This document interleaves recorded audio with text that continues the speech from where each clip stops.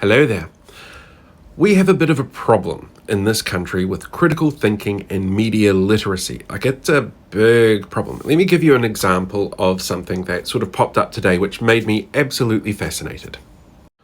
This morning, the Prime Minister appeared on a TV show here called Q&A, where she sat down with Jack Tame, and ultimately there was always going to be the conspiracy theorist nuts who don't like the Prime Minister, who are sure that she's paid off Jack Tame and is going to be really, really easy on him, and he's going to be really easy on her, and this sort of question pops up.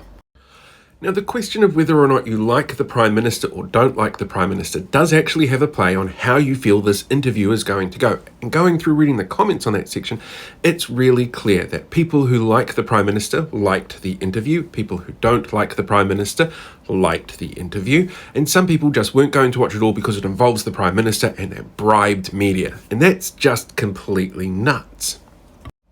What it showcases, though, is that people who aren't really trained in critical thinking and media literacy don't really know how to comprehend that information and process it and look at it in an objective manner, which is really important, particularly now when we're dealing with misinformation and disinformation from all sorts of places that can literally kill people. We have to make sure that people are given those skill sets to be able to look at something critically, and there's a bit of a problem there with that. The first is that critical thinking is actually really broad and doesn't have like a standard set of rules that we have to sit there and go, this is what critical thinking is and how you look at the world and how you take in all these sort of factors. And so it's really hard to sit down in an academic sense and teach critical thinking. And there are parts of the NCEA curriculum that are really specifically designed for that. It's why thinking is one of the criteria that teachers are asked to look at and how they see the development of students going. Thinking is a really broad element, but there's so much disagreement about what critical thinking actually is that it's impossible to lock it down.